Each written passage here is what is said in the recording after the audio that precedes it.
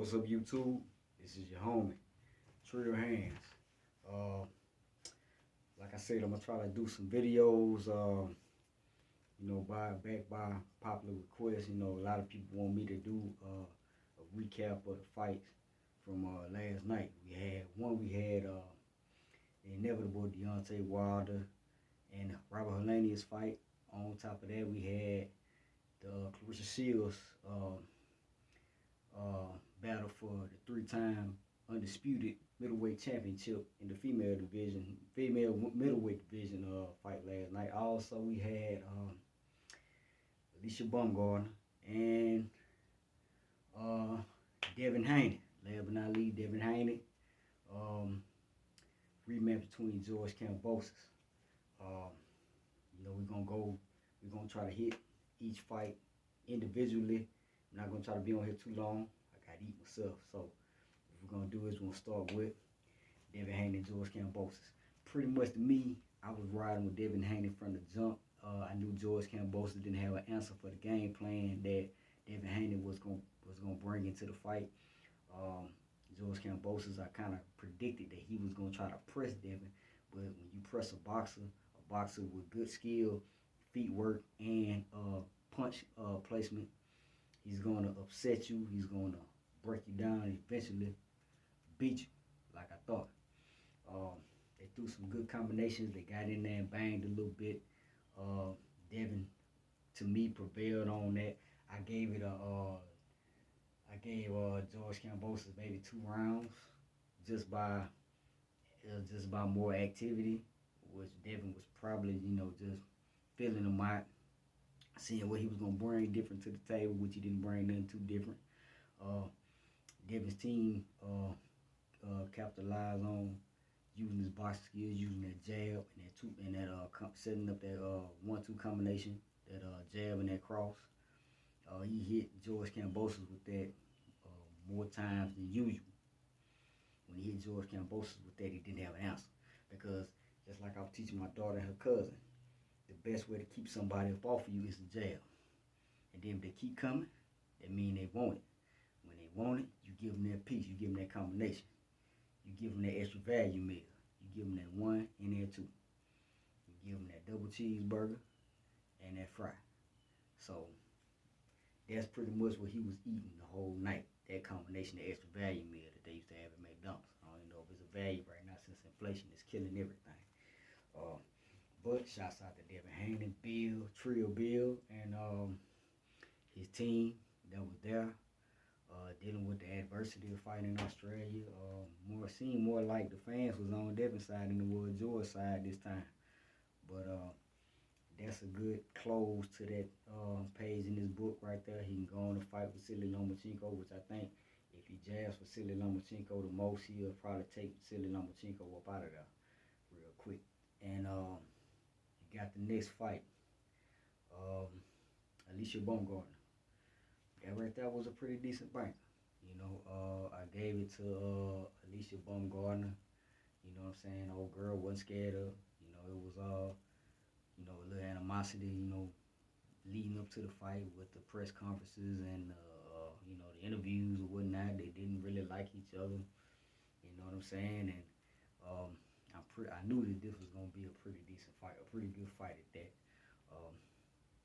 Alicia Baumgardner used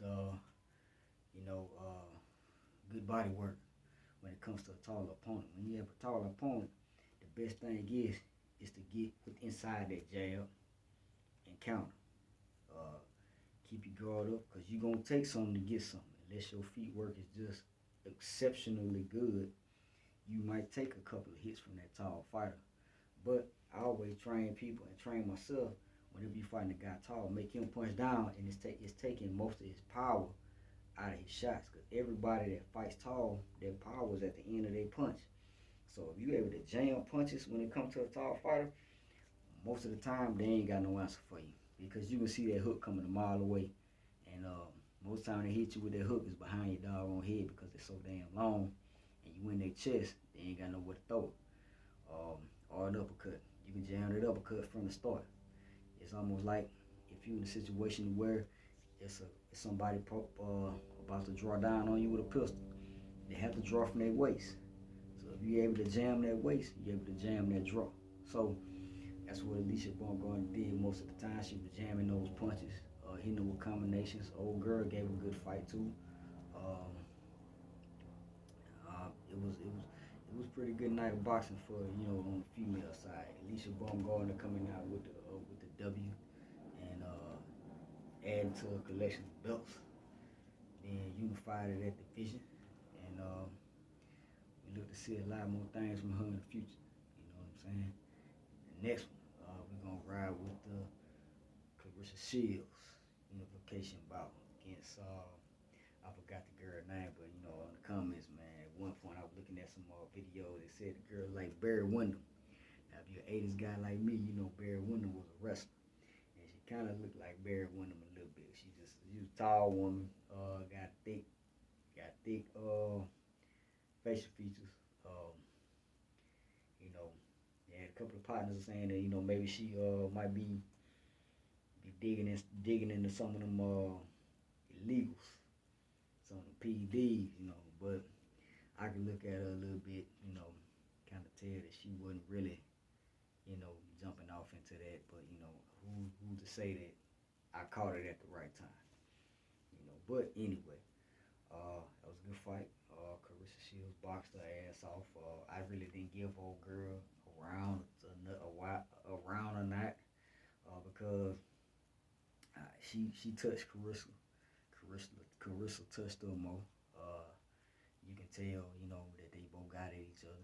After the aftermath of the fight, you see, that Clarissa Shields' face wasn't banged up. You see a couple, little spots here and there, but old girl face, it was kind of touched up pretty good.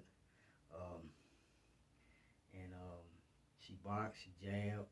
Shouts out to coach John David, man. John David is a great coach, man. He follows me on Instagram, as a matter of fact. Being a former boxer himself, he know the game, he know how to fight. You know what I'm saying? And they followed the game plan. Clarissa came in and banged it out. And now she 3 times. Start calling her 3 times. She 3 times undisputed champion. I don't think no man ever did that, so that's a big accomplishment for her as a female herself, to even come out and make a statement like that, winning the undisputed championship 3 times, man. Most of us want to get a belt. The woman that got 9 belts in different weight classes. So if she if they blow her house up, ain't nothing gonna come out with belts. Not wishing that on her, but if you go in her house, all you gonna see is belts everywhere. I mean, she shouldn't have no problem stunning that jury nowhere. So shouts out to Clarissa, and it was a good victory for her. Now, like I said, I'm gonna make this quick, so I'm running through them. So rock with me a little bit. Like I said, I got some weight I gotta put on, so it's interrupting my food time. You feel me? So at the end of the day, last but not least, the homie from my state of Bama. He actually resided in the city that I went to college at. Stillman College in Tuscaloosa. Deontay Baumgardner, everybody's personal favorite, mine as well. Did what he was gonna do. Figured he was gonna go in there and cash old boy out real quick. It don't take but one shot, but if you look at Wilder's improvement, which I didn't think it was an improvement. This stuff that he really could already do. He just has to get somebody to wake him up, in Malik Scott and his team that he got. So at the end of the day, I think that he was already able to do everything that they say that he improved on. But if you got a RPG and a 45, more than likely, and I need a tech now. Let me flip this and then tear that building down. I'm gonna use that RPG over that 45 any day. You know what I mean? So at the same, somebody trying to call me. Love calling at the wrong time, don't it? So at the same time, Deontay Wilder, right hand was RPG. Everything else is a side on. So his main battle rifle was his right hand, and he went with his right hand every time. But the feet work, the pivots, the coming out the corner, the blocking, everything that he's doing, everything they've been working on, he implemented within that first round. And shouts out to Robert Haney, man. You know, he came in game guy, game dude. Came in there to fight, man. He you know, came in with the the same, pretty much kind of the same kind of package Fury had coming in, the bull rush. But anytime you leave yourself open, coming forward, if you come forward as a fighter, the bad habit that fighters have, we have a tendency to drop our hands coming forward. You always gotta keep those hands up, checking for anything and moving at the same time. So Robert came in, chin up, hands down, crap, got caught with that right hand, and it just like how I demonstrated. It wasn't even a pullback or torque with it. It was just it's quick, kind of like Ali's ankle punch, and it took him up out of there. Had him looking up in the ceiling, man. But hopefully everything is all right with the homie, man. Only fighters know how fighters feel when they get hit, because at the end of the day, the same way we came in before a fight, 9 times out of 10 ain't the same way we gonna leave, man. So shouts out to him. Hope everything all right with him, man. He can enjoy his bread and enjoy his life, and make another run for it, man. It ain't over till you say it's over, not everybody else say it's over. And most of these people that want you to retire ain't even fighters, ain't even got punched. When it came time to them to get punched by somebody, they probably gave up and said, "Forget it, man. I ain't fighting. You can take whatever you want to take from me." That's type of people that criticize. This is a time of day where people that ain't never played a sport have some type of expertise on something you've been doing forever. I don't understand that. That's why I don't fuck with everybody. Hey, it's 12 minutes. I can cuss. That's why I don't fuck with everybody. I stick to myself. I do what I do. You know what I'm saying? Every glove in here has touched somebody's face or made somebody bleed. I'm still using these suckers right here to sparring. So at the end of the day, you know what I'm saying? I know what it's like to bleed. I know what it's like to make somebody else bleed. I ain't never been knocked out, but I ain't knocked people out before. So, and I always had empathy for them cats. When, you know what I'm saying, I drop them, I always help them back up, take them to the side, even in competitions. I always try to help them pull them back up. And I seen Deontay after the fight went to check on Robert Haney, which was very smooth with him to do that, man. You know what I'm saying? People forget at times we ready to kill in that ring. Like my old coach Gabe said, we ain't trying to kill the fighter, we trying to kill the fight in the fighter.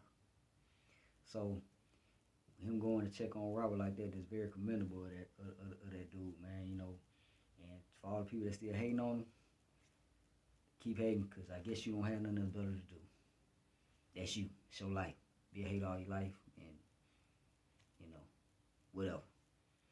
But it's gonna be it for us today, man. This is Trill Hands Boxing Team Promotion. This is your homie Sean, Trill Hands. I get back with y'all. I got some workout stuff I want to implement, put into the programs. This right here is a small setup, man. It ain't too much of nothing, but I had some homies tell me, man, look, man, you knowledgeable the game, you're a fighter, man. Go on and do some more videos, man. I kind of got tired of this because I ain't like the videos. But I'm going to try this one and see how I do. And I'm going to keep going, whether you like it or not. So, Trill Hands out. Peace. And y'all be smooth, man. One.